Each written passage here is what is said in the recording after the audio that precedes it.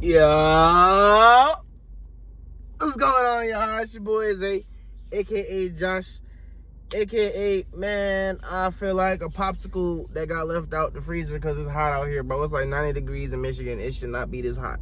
How y'all doing, man? Hope y'all accomplished something, man. What y'all accomplished today? What y'all accomplished over the week? I ain't seen y'all in a little bit, man. What y'all been up to?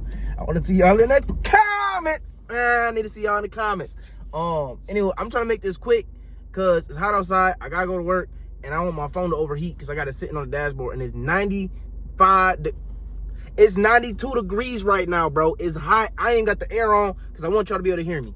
Anywho, today I just want to follow up on what I talked about last week. Really the next line of progression, right?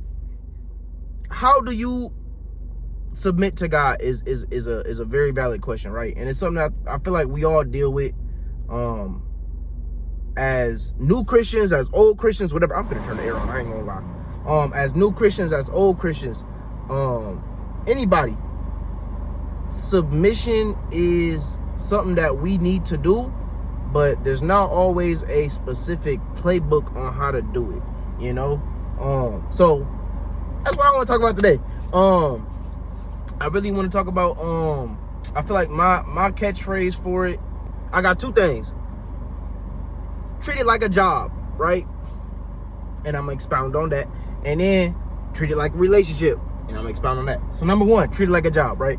So I chose, even my friends like would going to the gym, and myself would going to the gym and stuff, right?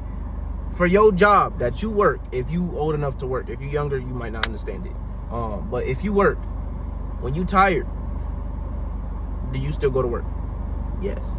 When you hungry, do you still go to work? Yes. When you don't feel like it, do you still go to work? Yes. Why? Because you have a responsibility to provide for something, whether that's providing for your family, providing for yourself, whatever. You signed up to go to work. So you gonna go to work regardless how you feel, unless you really can't do it. Like if you broke your leg or something, you gonna call in, right? Some people call in for other stuff, but different conversation. Anywho, I feel like when it comes to submitting to God and your role as a follower of Him, treat it like a job. You know what I'm saying? You need to, first of all, figure out your job description. Figure out what you're called to do, right?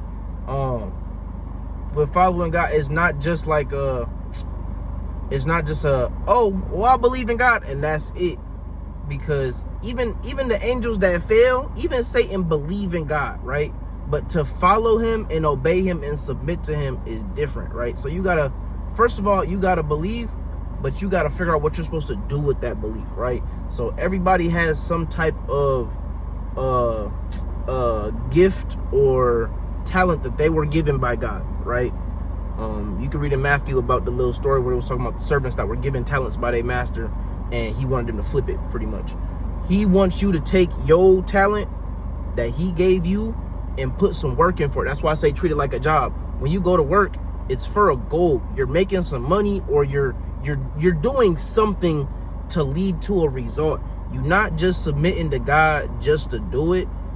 Your submission to God should yield some fruit, right?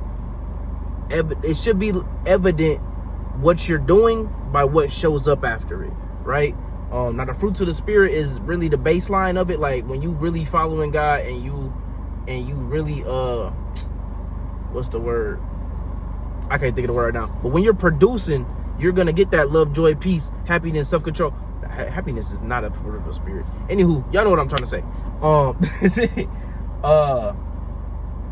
But yeah, so you're gonna yield fruit, and that's kind of a baseline, but that fruit might apply differently for your life. Like for me, certain things that I'm gifted with is gonna show up differently than for you. You might be gifted with dealing with children, right? That's not my my expertise, right? So I'm not the one that's out here, you know, working in childcare, teaching kids how to talk to God and stuff like that. I'm talking to y'all. I'm talking to grown-ups. I'm talking to people my age. But yeah, so treat it like a job. You want to clock in every day and really go at it and really try to get something out of it. And then when I say treat it like a relationship, what I mean by that is I think honestly, being in a relationship will teach you more about God than physically, at least, than anything else. Because being in a relationship, you learn how to submit your will and say, I'm no longer just me, I'm part of a unit now. So there's not a time where you turn off your boyfriend switch or turn off your girlfriend switch. If you in a relationship, you in that relationship. You just in it. That's just who you are now. So you kind of will not change your identity, but you go through some little patches, some updates to it, where you are no longer just looking to please yourself, you're looking to please your partner. You're no longer you can't just think about you. So when you're trying to treat your submission to God like a relationship, you got to figure out, okay, what makes him happy? What's my role in this life to bring him some more joy or to show him some love? And don't turn it off. You can't be acting like a so-called follower of God when you out and about, and then when you get home, you turn that switch off and now you just living for yourself.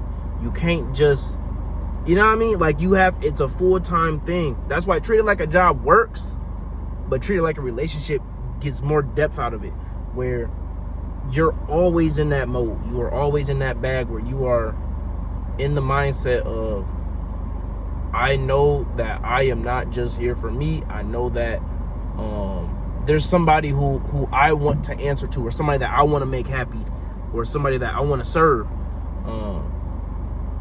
And yeah, even a dysfunctional relationship will teach you that. Like, no matter what it is, you're gonna try to serve your partner in a way that makes them happy. Or even some people selfish with it. You try to serve them in a way that serves you, but to an extent, it is kind of serving you to serve God, right? Because he gives you so much more than you can give yourself at the end of the day. So it's kind of it's a beautiful relationship. Like, he just wants you to put some effort in and to try and, you know, really like try to give your heart to him, and he will give you everything. Like, you seek the kingdom first, and everything else will be added on to you. And that don't gotta be money. You know what I'm saying? That could be healing. That could be comfort. That could be filling the voids in your heart that was up there by your grandma passing or something. There's a whole lot of nuance to it, but I just wanted to make a quick video before my phone overheat of just some little tips and tricks with Josh, tips and tricks with Zay, whoever you want to call me, on how to submit to God and what mindset to have on your day-to-day basis while you're trying to do so. It's not something that you could just jump in and out of. It's something that you gotta keep going with it. Every day you gotta wake up and say, all right, I'm clocking into work. You know what I mean? Your clock out time is when you sleep almost. But you gotta keep going, man. I ain't really got nothing else to say. I pray that y'all doing good, man. I want to see y'all in the comments, man. But I hope y'all have a beautiful week. I'm gonna see y'all soon, man. Y'all stay safe. Y'all stay cool out here. If y'all in this hot weather, man, please stay hydrated. And I'm praying for y'all, man. It's a whole lot of stuff going on in the world. We gonna see what happens, man. But I know he got us covered regardless. Whatever happened, if it's your time to go, it's my time to go. Whatever. But I know where I'm going. If you know where you're going, I'm happy for you. If you don't know where you're going, please call on the name of Yahusha. He's the only one who can save you. Learn about him. Try to learn to love him. Learn about what he did for you, and accept him into your heart. Anyway, y'all have a beautiful week, man. I'm out.